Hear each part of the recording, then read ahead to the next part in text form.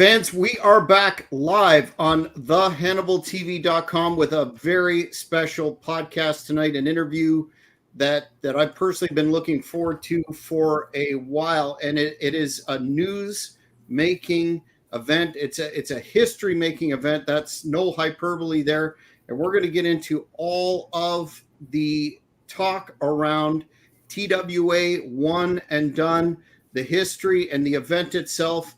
And I'm very pleased to have on today the architects of the event, one Chubby Dudley, Bay Ragney, and of course the original and only TWA promoter, Mr. Joel Goodhart. Men, thanks for coming on tonight. Hey, great to be here. And this is your first Canadian-based podcast to talk about this tremendous event that's coming up May the 3rd, 2025 in the original ECW arena, now called the 2300 Arena. Want to start off before we get into the logistics of the event itself. There seems to be in recent years a resurgence around TWA, Tri-State Wrestling Alliance, and really a recognition of the place in history that the company holds in terms of that entire Philly style Eastern Championship Wrestling, ECW.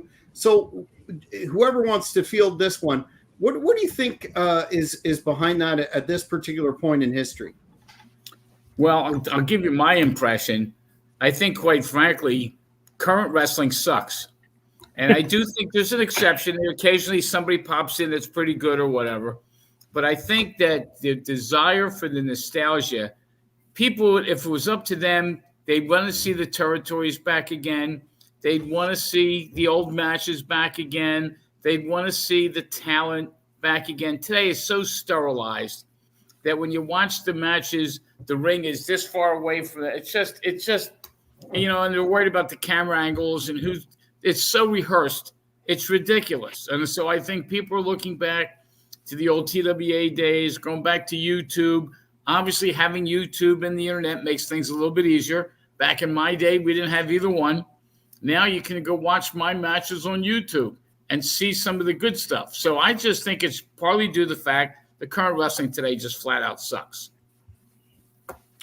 Bay, your impressions on that question? How do I follow that up? Now, honestly, like I was like one of the lucky ones. Like I was truly lucky overall, where I got my start with Joel and the TWA and Ringmasters. And I started in fall of 90, September of 1990. And, when I walked into that, July of 1990 was my tryout. And I remember, I knew I was a big fan of NWA. I hated the cartoon of the WWF at the time. And when I went to my tryout, I sat there. Joel had me and friends of mine who came to try out. He had us sit on the floor next to the ring, and he had us watch a match in the school. And it was Jimmy Jannetty versus Glenn Osborne. And those two put on a 8 to 10 minute match. And I was literally sitting 5 feet from the ring. And I said to myself, this is fucking real. Like I was like, this is real. Can I really do this?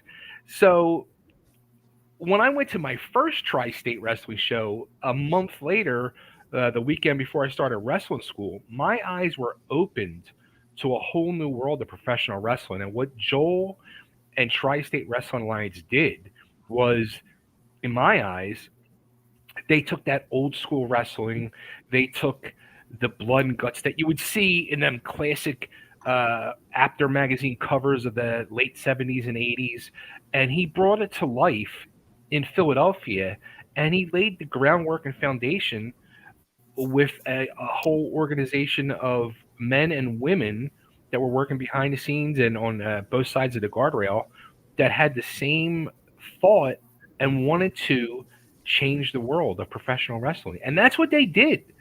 And sadly, in 92, we lost it, but we gained something else.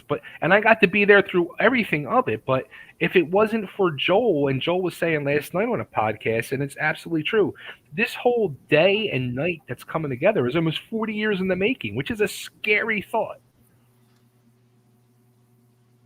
Absolutely. With respect to the history of TWA, and I know this may be a difficult question for you, Joel, but for those fans that may not be as familiar with some of those great events that you put on and those real signatory events and some of those programs that you had, one of my personal favorites of all time was the series between Cactus and Hot Stuff Eddie Gilbert, and I was fortunate enough without having television at that time to learn about the product through the wrestling magazines. But for some of the younger fans, could you encapsulate what you were trying to accomplish by promoting these tremendous, really, to use the term super indie cards before that was even thought of? Well, I'll tell you, it's a combination of things. First of all, by definition, I was the super mark. Okay, I wanted to see the matches that I wanted to see. And fortunately for me, when we first started this goes back mid 80s, late 80s. We owned a wrestling store. Myself and my partner at the time, Carmela, and her husband, Paul, we opened a store called the Squared Circle. And it was a wrestling store in a place called the I-95 Marketplace. And we just carried all the wrestling paraphernalia. And back then, the Hogan stuff was coming out on everything. And we put out a TV set, a regular TV, not a high-def television, because there was no high-def TVs. We had a regular 15-inch television, whatever it was. And we had it in the aisle. And before you knew it, we had 50 people watching Japanese tapes and Memphis tapes and Pacific Northwest tapes in the Great West. And what was happening was I was watching people's reaction. Oh, my God, all right. So when we had the grand opening of the store, Carmela had contacts with Bruno Sammartino and Dominic DeNucci. And so we had Bruno and Dominic come in. They both lived outside of Pittsburgh. We brought them in, and they were at our grand opening, photographs and pictures and what have you. And then one day, right after that, there was no cell phones back then, but one day I got a call from Dominic. And Dominic says to me, you guys ever consider having a wrestling show? Well, Carmela and I never talked about it. We opened a wrestling store, and to be honest with you, neither of us knew retail. So we just did this on a lark. Anyway, long story short, we did our first show at a building called the Neshaminy High School. It was a high school gym, and Dominic DeNucci was our booker. And our main event of all people was Dominic DeNucci against the mighty Igor. Now, both of them were certainly at the end of their careers. But one of the students that was Dominic's student happened to be Shane Douglas.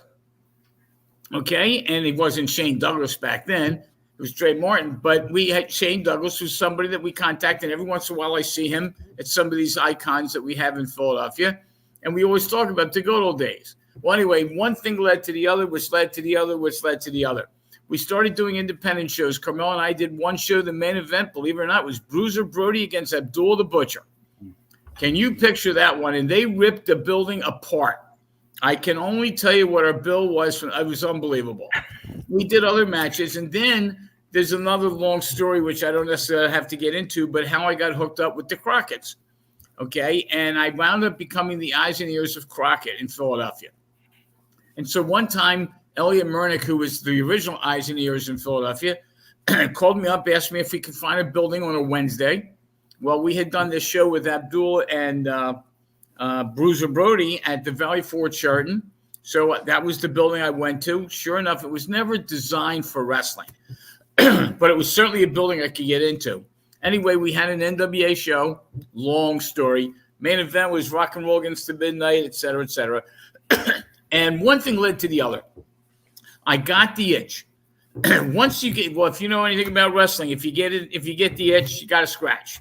All right. So I wound up doing some independent shows. I did one or two independent shows on my own. At that point, Carmela basically had decided to become a full-time mom, or actually she was a full-time mom and wanted to make sure she was a full-time mom. And so she walked away, and I did a couple shows at Temple University, and we had a radio show called Wrestling Radio. Now, again, this is one of those stories. Wherever you go, there's a different turn. Well, from there, we wound up having a radio show. We wound up having a wrestling card. My main event on my first wrestling card was Junkyard Dog against Paul Jones was one of the matches. Okay, and that ripped up Puerto Rico big time. And then I also had as the main event David Sammartino with Bruno in his corner, his dad, against Larry Zbyszko with Paulie Dangerously in his corner.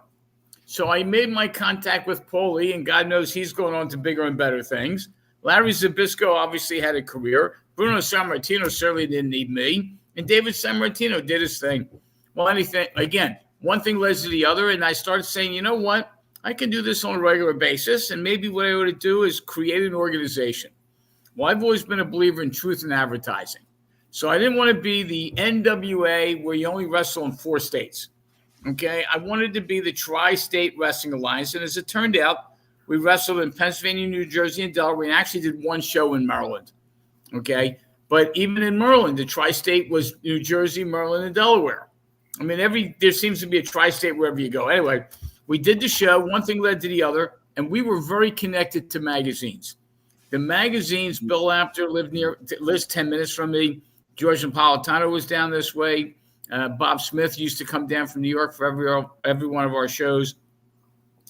Well, what happened was the magazines were getting pictures from stars that they used to have to travel to Texas to see and go down to Georgia to see. And I saved them a fortune.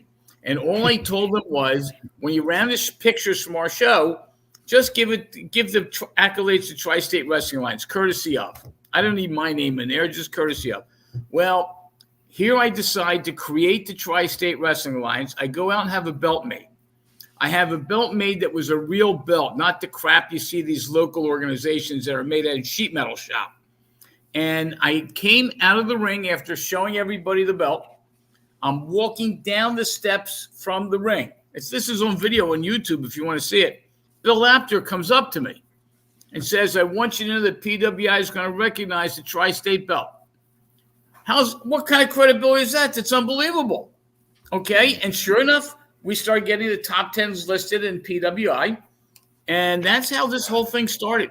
I remember when you said that, Joel. I remember, like, Joel used to have their monthly, bi-monthly meetings at his apartment where, you know, all the boys would come and he would, you know, give us a breakdown of, you know, what he's been working on and what's coming up and all. And I remember him telling that to the boys, you know, starting, you know, next month or the following month, we are now going to be recognized in PWI. They used to have their ratings in the back of all the top federations, and they were going to start ranking the TWA is, you know, on there. Yeah, and that's how this whole thing started. And, you know, once the magazines took a hold of it, all of a sudden the Mike Lanos from California started contacting us. New Japan, All Japan started contacting me. And then what was pretty cool is once this thing started, they all started calling me. I got calls from Pacific Northwest. I got calls from Georgia, from Florida. I mean, I had everybody named on these cards, keeping I had 6 main events on every show. Okay, absolutely. And here we are 34 years later still talking about it. So we did something right. Well, a lot of the you know, quote unquote wrestling historians have said, you know, TWA was the germination of, you know, what later became Eastern and then ultimately ECW. And without TWA, there wouldn't have been an ECW. Do you think that's a fair statement, gentlemen? It is in hindsight. I mean, nothing for nothing. And it goes back to even before TWA. If Joel did not meet his original partner, Carmella, and start that store and all, because she was this big wrestling fan that discovered another wrestling fan in a business dealing with her and her husband. Them coming together ultimately made Tri-State Wrestling Alliance, and which ultimately brought Todd Gordon into the wrestling business because Todd was one of Joel's financial backers. And then when Joel had to do what he had to do and pull the plug, you know, then there was the meeting that brought Todd to the forefront, where he became the new main guy teamed up with Bob Artis and Stevie Wonderful and Larry Winters. You know, they were the original 4 of ECW. But if it wasn't for Joel, those 4 never meet. Those 4 never start this whole thing. which then in turn developed into Extreme. It just piggybacked, all the way down the line. And you can go a step further, and it caused the in WWE the Attitude Era as well. Yeah, I'll take it one step further. When Todd was originally my advertiser on the radio show, before he ever became a financial backer. And Todd was actually on the board of directors of Variety Club. And I wound up actually getting elected to the board of directors in Philadelphia as Variety Club. And we did fundraisers for Variety Club. Now, what was amazing is I really do have a question. The book that Todd wrote called Todd is God. Well, if I founded Todd, what does that make me? Okay. I'm trying to figure out. I created God. So that thing I was around before he was. It makes you Dr. Frankenstein. So that may be something to explore in your memoirs. Yeah. Well, I'll tell you what's interesting, and Bay kind of alluded to it. It's been one lucky thing after another. Yeah. We started the wrestling store in the right time, as it turned out.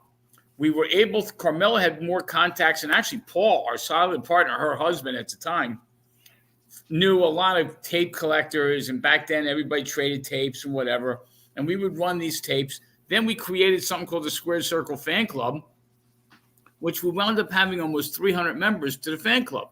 And because we were in the right time at the right place before the internet, before all that kind of stuff, we used to have luncheons, and I would see the guys and the boys behind scenes and tell them next month when you come to town, I want to have a luncheon with you.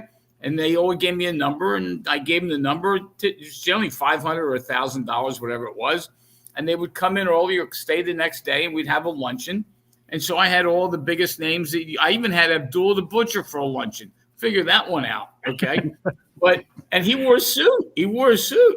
But we had the Squared Circle Fan Club. Then we started doing bus trips to different shows. We had a bus trip of 50 people that went up to Troy, New York. They saw the Ric Flair Terry Funk I Quit match. We were right there on the first 3 rows. Then we did shows with NWF, which was down here in Bricktown, New Jersey, which is where I first met DC Drake. God knows that was a story into itself. Then I had a client of mine. His name was Roger Crone. And Roger was at the time was the radio producer for WTTM in Trenton. And he came into our store one time, and he said, "Did you guys ever think about having a wrestling talk show?" No way. Never thought of it. Carmella and I didn't have any background in that. And he said, "Look, for $75 a week, you'll have an hour. You can sell commercial time if you can get it." So we started it, and back then the station was based in Trenton, New Jersey, which was a great signal for our store. So we started promoting that. Well, then one thing leads to the other, and we get a call from him that he got a different job position in a bigger radio station in Philadelphia, which was WDVT, Delaware Valley Talk, and we followed him. And then we were on a major station in Philadelphia, which eventually went out of business. And then lo and behold, Carmel and I had to get together. We didn't have a chance to say goodbye. And we sat down and had lunch at a local restaurant. And I said, "Look, why don't we try to get on to WIP, which is the major sports station in Philly?" And she says, "Who the hell are we to go try to get there?" Well, anyway, I kept listening to WIP, and there was a person on the radio by the name of Betty Berneman, okay, who I still have not met. Betty Berneman and I went to high school together. Now, how many Betty Bernemans can there be? So I called up, this true story, I called up, and a guy answers the phone. And I said, "I'd like to talk to Betty Berneman." He says to me, "Well, I'm not sure who you are, but I'm here to tell you Betty was in a car accident the other day. She's okay, but she won't be in for about a week. Can I help you?" So I said, "Well, I guess I can. My name is Joel Goodhart." Joel Goodhart. It was Tom Brookshire, and he knew my name. He had listened to me on the radio. Okay. Well, he then tells me he was a wrestling fan. He has since passed away. But he tells me that Friday before this, whatever day it was, he was on an airplane coming back from Dallas, and who he sit next to? Dusty Rhodes. Okay. So it's just one thing leads to the other, leads to the other, leads to the other. Then I'm on the radio show, and the radio show became my TV. Okay. And so we were able to promote the shows. It was costing me a fortune to be on the radio, but I was trying to generate. And sure enough, I started running shows. I had independent shows that topped over 2,000 people. Wow. Okay, and then I was able to draw the talent. And honestly, I mean, anybody out there watching can correct me if I'm wrong, but I think to this day, 30 plus years later, I don't think anybody in Philadelphia has outdrawn Joel. I know ECW never did in PA. Yeah, I think you're likely correct for sure. Yeah, it's very possible. I know that, for example, the NWA was in Philly a couple of weeks ago, and it looked like at the 2300 Arena, and it looked like a sellout. Except we knew they papered 300 seats. They were at the Walmart the day before giving away tickets, so they only sold 600 tickets. Although the building holds 897. Now look full. Okay, we didn't paper seats. Okay, we had to file our papers with the state of Pennsylvania Athletic Commission, tax revenue, et cetera, et cetera. And my shows, what bothered me, and I've said this to you before, we had 29,000 listeners on our radio show. There's something called a Q rating. We had 29,000 listeners, yet I never drew more than a couple thousand people. If all the people who listened to the show would have come to the wrestling cards, I would have been Vince McMahon. Okay? Mm-hmm. And so what bothered me was 90% of our listeners didn't come to my shows. Now, what that tells me was that we appealed to a certain type of wrestling fan. That's why we're calling it WrestleCon. If you like wrestling and you like the WWE, back then it was the WWF, don't come to my shows. You're not going to enjoy it. If you want to see some blood and guts, if you want to see some violence, if you want to see a Tri-State Wrestling Alliance card, it takes a different style, okay? And fortunately, we found a niche in the market. Which obviously there's still a lot of demand for all the financial success of the WWE and the ratings and whatnot. There's still a very significant base of old school fans that love the territories, love Crockett, and love the old school style that continues to. Well, you said it earlier, why we're talking about this. But, Chubby, I wanted to ask you, what was I think this is a two-part question to discuss the Raise the Banner initiative and where the germination of this idea first started to occur for a reunion show.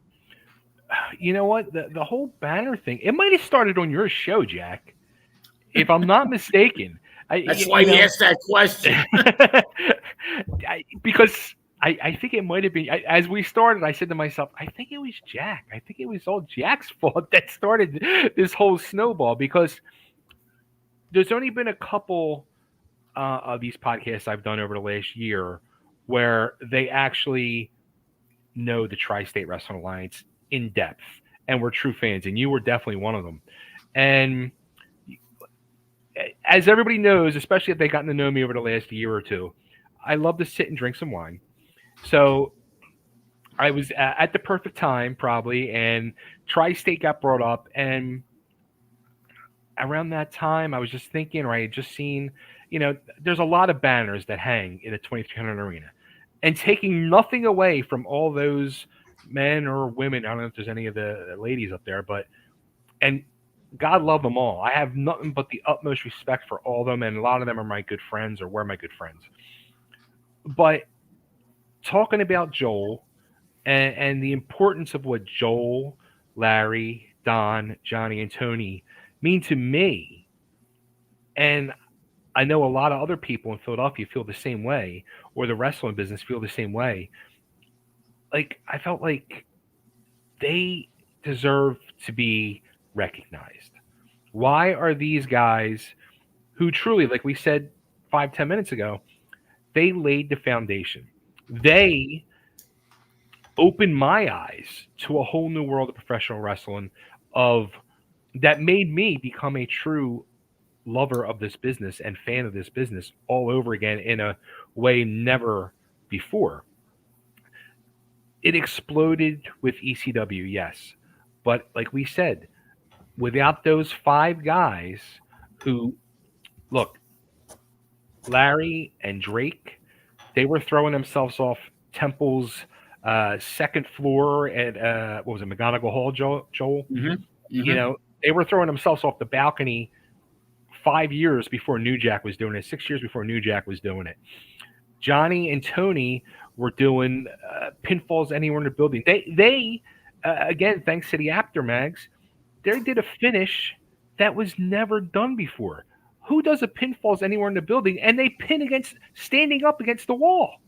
I mean, it was just different, breaking the boundaries of the world of professional wrestling. And thankfully, Apter and the other magazines, Napolitano and all them, they were right there because they were local between Philly and New York. So they were coming to these shows. They were flocking to these shows and getting photographic documentation of it and the stories to go with it, because we didn't have the internet and YouTube and all the access to cameras like we do now. Because if we did, there might never have been an ECW. Good point. Seriously. So that's how this whole thing started. I just went on a tirade about the banner, and then I put it up. You had put it on your show, and then I had put a clip up about it, and then people started asking me, how can you do this? So then I was like, all right, well, let me do this petition change.org thing and start this. So we started that, and then I just started like tagging the 2300 Arena and stuff and asking people, tag them, share this out and tag them. So we started getting the buzz going, and we started, knocking on their door. And my big mouth, I started saying, well, if we're going to really make this happen, let's show we can make this happen. Let's get to 1,000 and then bring it to them. Well, I didn't want to wait till we got to 1,000. I waited till we got to like 200-300, and I started reaching out to the arena and said, hey, how can I get this banner done? They're like, yeah, we see what you're doing. We know what you're doing. You come to us with 1,000 signatures, and we'll let you hang the banner. So now, I kind of stuck my foot in my mouth, but we're at 590 now. We have 6-7 months to do this, so we can hang the banner that night. That's the whole point, or one of the points of this show. We want to raise that banner, or as Joel says, drop the banner, but we want that banner hanging from the rafters as of May 3rd, 2025. Yeah, and that's such an important part of this, and an important initiative that I know some folks in the industry don't. It's about making money. It's a business, but there's also a need to appreciate the history of the business, and those individuals that are to be on that banner, definitely, including Mr. Goodhart, definitely have a place and deserve that recognition. Do you find that through the effort so far with the petition that a lot more people are learning about the talent involved? I think more of it's the people that already know. I think also too, and I keep saying this, Joel, the word is not getting out enough. It needs to get out more. So I have access to the names. There's a lot of people who I know were in those crowds, whether it was Tri-State, and then carried on to ECW, and I don't see their names there. I see a lot of names that are truly following this and supporting this cause, and they're the ones that are super excited and very much behind this whole one day, one and done return of the TWA. So there's a lot of people out there that need to know this is real, and we need this to happen and get it out more. And they need to know this is where it began. And we have a person waiting in the wings. They've told me numerous times, let me know when you get to 999 because I want to be number 1,000. And that's somebody special in the business. So they want to be the one to put it over the top because they feel that banner should be raised as well. Well, I'm sure with continued efforts and interviews such as this, and the Hannibal TV will most definitely be on board with. You guys have been amazing. Thank you. We're going to make some announcements in the months to come about plans for the show, but just in terms of the talent involved thus far, I know you have some some big names. We recently talked to the Sandman and understand that he's involved too. Could you go over some of the names that you have committed and talk about the WrestleCon? Okay, so I'll tell you what. Here's my cheat sheets. The only cheat sheet I have with me. We have 25 names that wrestled for the TWA, local talent, which is what made all the shows work. I don't care what you tell me about the big names. So I'll go down the list real quick. I won't take all the time. I have it in alphabetical order, so I'm not weighing it for anybody. But the first person that's going to be here is going to be Donnie Allen. Donnie Allen was originally DC Drake's handler, and Donnie obviously went on to become a musician, and we're going to be using some of Donnie's music at our show. We're just trying to figure out how we're going to be doing it. Then Bob Ortiz has been committed. Bob Ortiz was one of our ring announcers. I was a ring announcer, then Todd became a ring announcer. Then we had some other ring announcers, and then Bob started doing the ring announcing at the Bar Wars shows that we did. And then he went on to bigger and better things with ECW. But Bob is in the house and committed. Him and his wife both were ringside with my shows before he ever got into the wrestling business. Ernesto Bonifica, who was a local wrestler that trained at Ringmasters Wrestling School. And he now lives in the Bucks County area, about 25, 30 minutes from where I live. Then we have Breaker Morant. Breaker Morant wrestled in the second wave of TWA. I don't know if you know who Breaker Morant is up in Canada. I will tell you that Breaker Morant was this generation's DC Drake. Okay, and he used to wrestle a guy that's further down on my list. The two of them, when I used to watch them, because I was a manager, I was Joel Blackheart at times, and these guys were under my tutelage, if you will. I watched their matches close up. They were this generation's DC Drake and Larry Winters. It was this generation's Johnny Hotbody and Tony Stetson.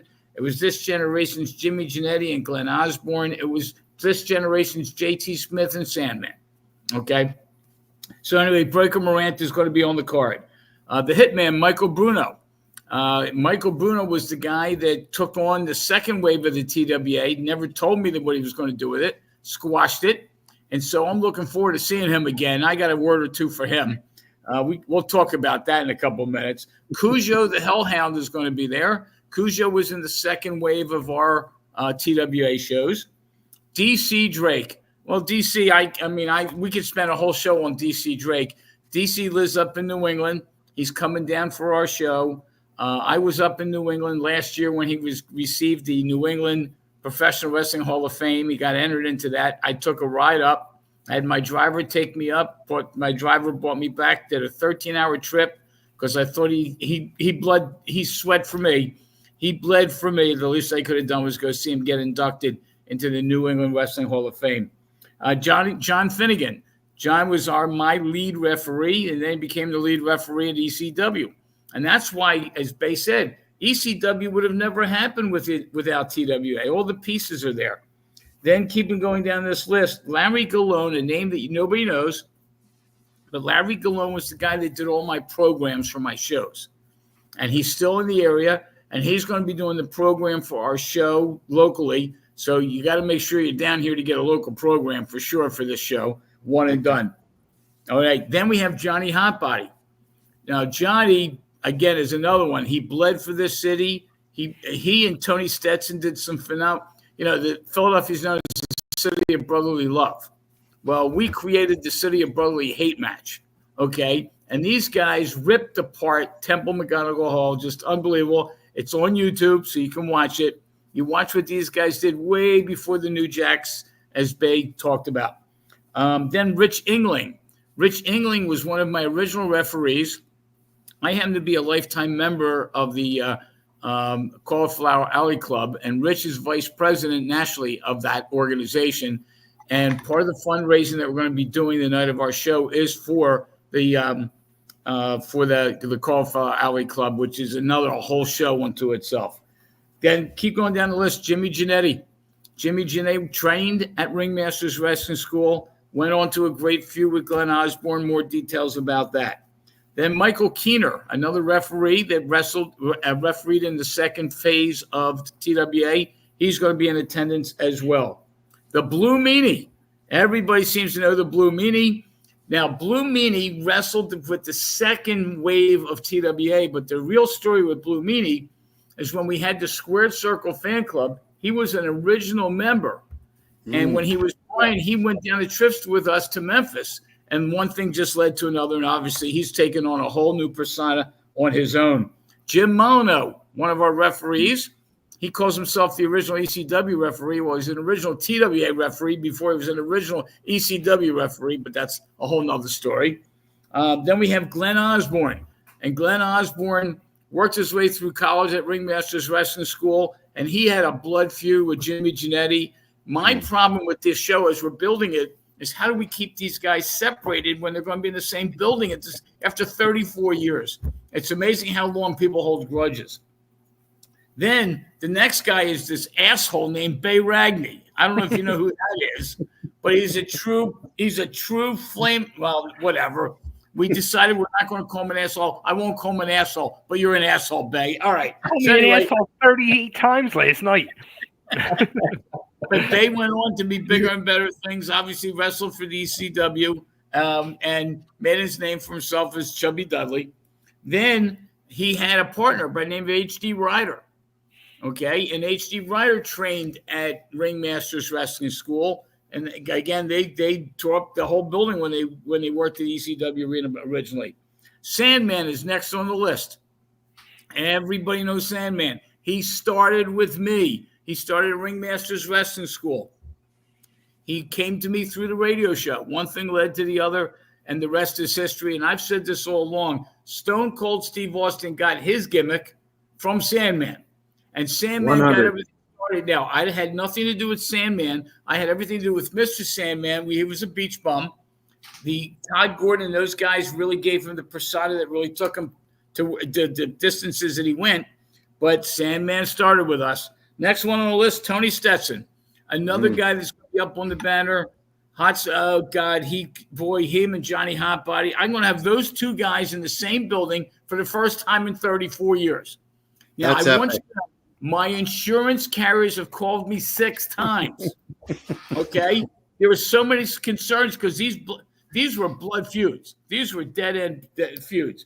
All right, then the next two guys are guys that worked for ECW.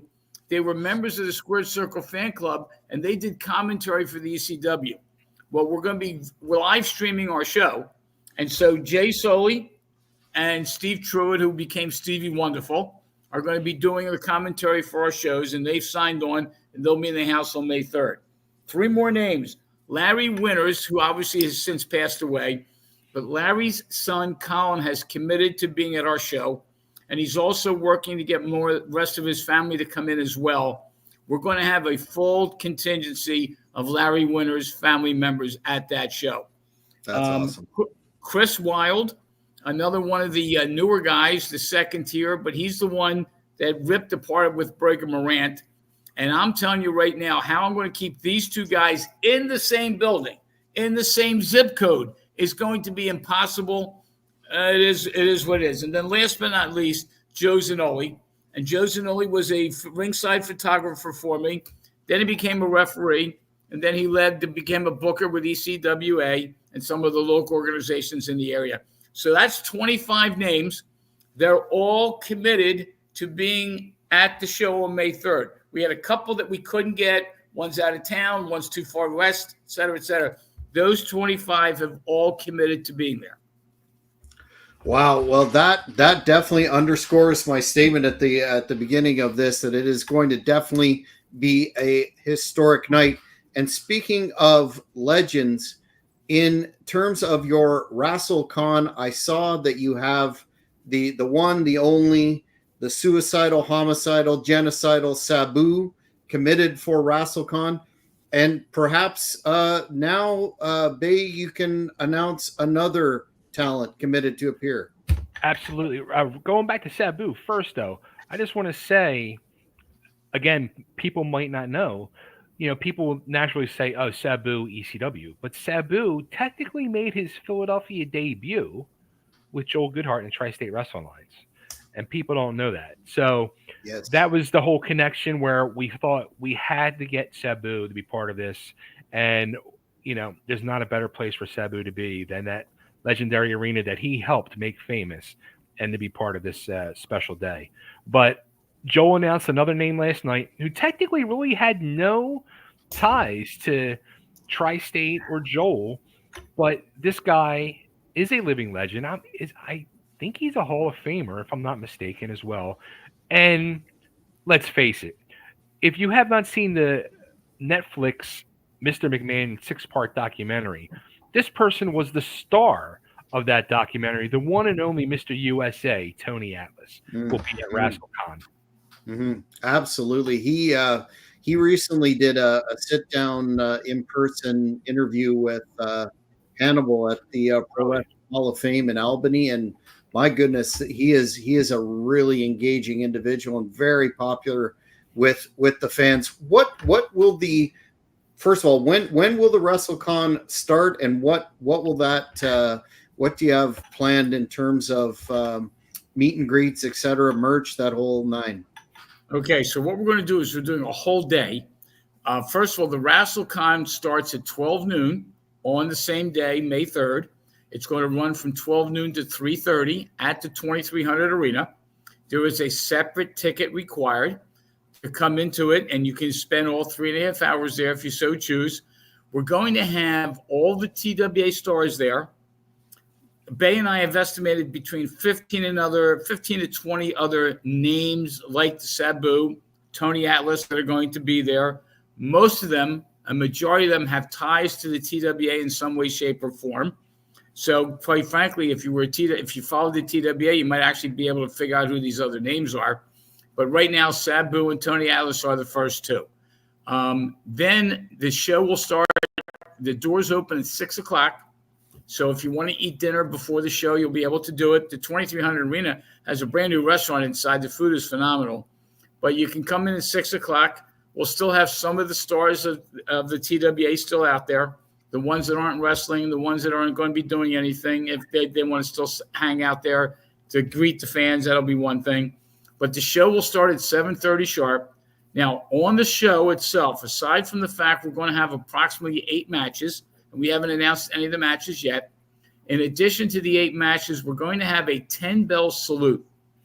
I have another list which I'm not going to go through, of 44 people who have since died since they wrestled or worked for me in some capacity back in the 80s and early 90s.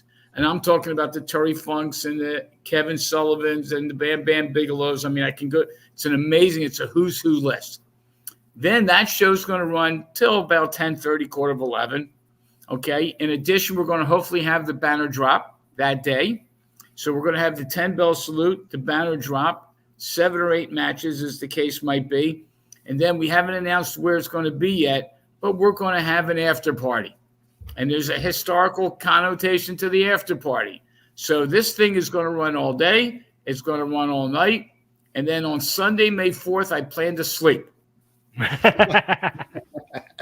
Yeah, it sounds like that is one heck of a packed schedule. But I have to ask this question, and it's run through my mind, given the fact that this is the wrestling business, and you hear a lot of final this, retirement that. If this is the success that everyone believes it will be, and given that shit-eating grin on his face, the thirst out there for old school quality wrestling when wrestling was wrestling, is there a potential for this to be not a one and done, but perhaps more? No. I'm flat out. I've said this before. Bay and I have talked about this. This is one and done. It's not one done and maybe. Okay. It's not. It's a one and done. What's going to make this night special is a last. Ric Flair had his last match 3 or 4 times. Sting had his last match. The ELO, who I am a big fan of, is now touring with the last shows. This is my last show. Now, if Bay wants to run after me and Bay can find another sucker out there go for it. Okay? I'm one and done. Now, I'm going to be writing a book, and the book will be coming out on May 3rd. Okay? It's being co-written. It's being co-written by Dan Murphy and Scott Teal. I'm probably the only guy in the world that had both of those guys help write a book. Okay. Scott Teal will be in the building, okay, to autograph the books that you buy that night. I'll be doing some tours with other cons and selling my book. So, I'll be out there, but I'm not. No, this is my last show. Everybody needs to know it's my last show. And I don't care how successful this is.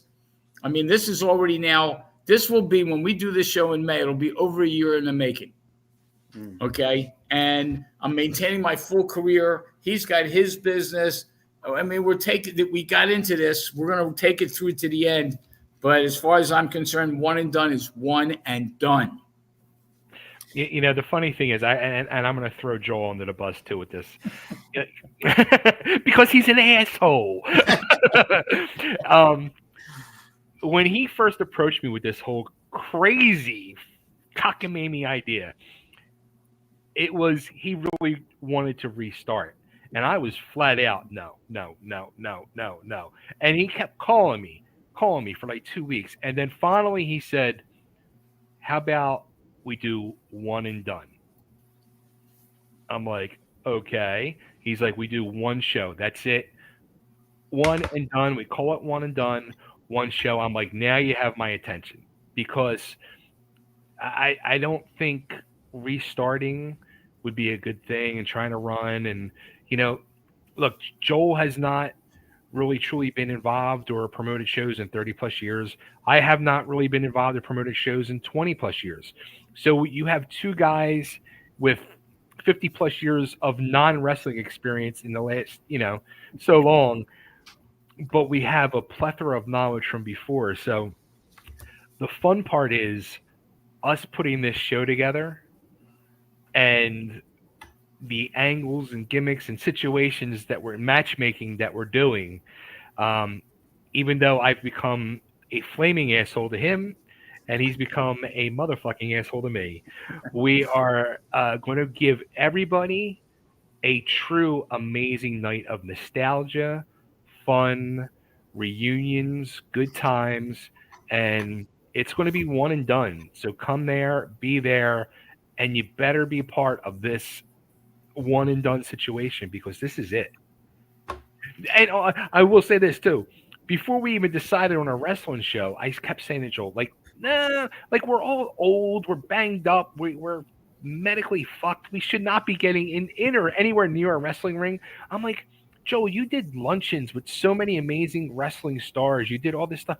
I said, let's just eat dinner. Let's do a luncheon or a dinner. And we'll do a roast. I said, we'll roast you. We'll make fun of you. It'll be great.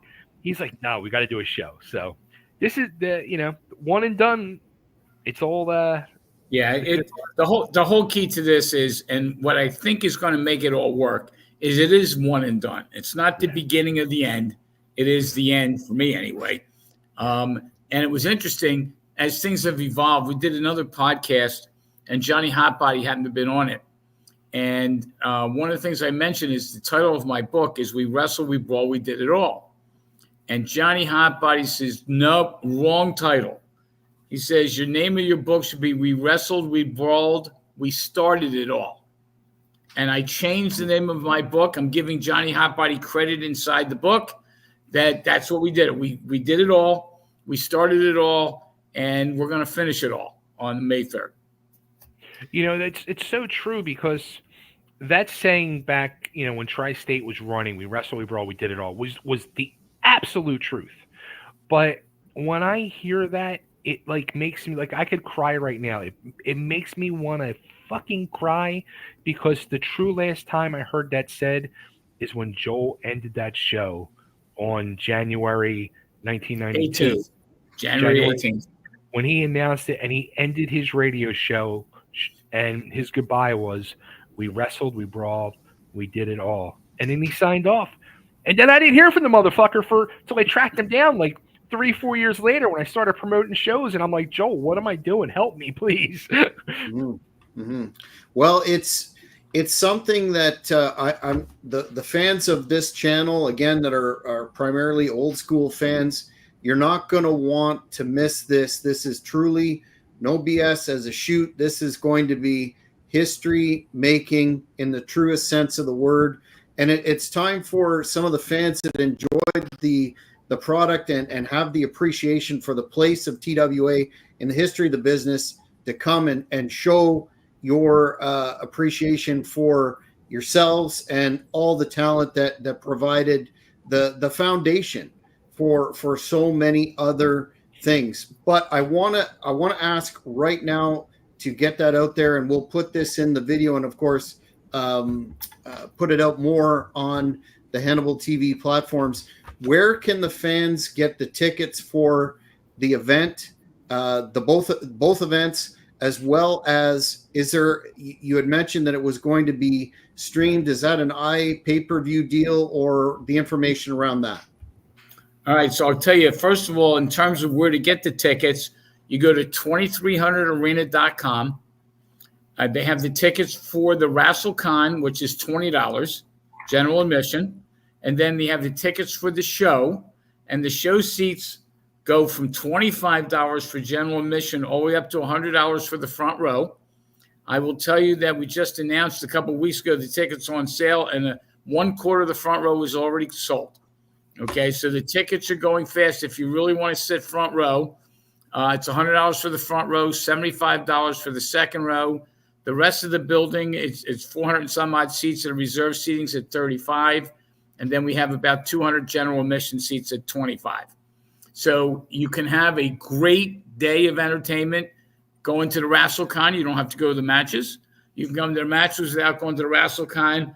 But if you really want to get the full juice of this, you want to be at both. Okay. Then Absolutely. if you go to 2300arena.com, you'll be able to purchase your tickets online. They confirm it. We have to get everybody's email address. We get everybody's confirmation phone number. So we're going to have a database of all the people who buy tickets. So God knows what we're going to do in the future. But we're not doing shows. We're not doing shows. But if we ever want to do something, we're going to have a great database of hardcore wrestling fans. One other thing I do want to make a comment, and Bay, you can pick up from there. There's a lot of fans out there that like to sell merchandise at these shows. Okay. And one of the things that we're doing at the WrestleCon is the tables are for sale. So if you do want to sell merchandise and you want to get a table or a set of tables, just get you. Here's the email address that we're going to be using for now. My company name is Friendly Heart Productions, and it's Friendly Heart, H-A-R-T, just like Goodhart, Productions at yahoo.com. Just send us an email. We'll lock in some tables for you. We'll get back to you, and we'll make sure you have tickets for sale. We're going to have tables galore with merchandise. We're going to have wrestlers all over the place. We're going to have TWA, stars, the whole 9 yards. The real stars of my organization was these local guys. They're the ones that were battling. They were the ones that bled. They just did what they did. And I will tell you, we're going to have some superstars in the building that you're going to want to see. No question about it. Bay? That's Joel, you just said right there, and that was one thing too, and I really want to stress to people where Joel stressed that to not only the locker room, but to the crowd, that the true stars of, at the time, Tri-State Wrestling Alliance were the local guys. No question.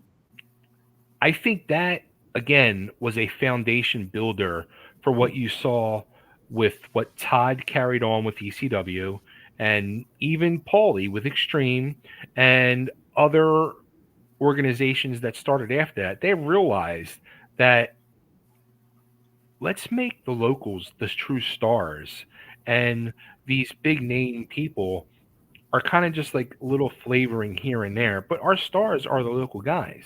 And I don't think anybody would have given the local guys a chance like that if it wasn't for people like Joel, who I mean he was bringing in Cactus Jack and putting JT Smith over on Cactus Jack, in 91 and 92. Like, stuff like that wasn't happening. I don't think if it wasn't for Joel.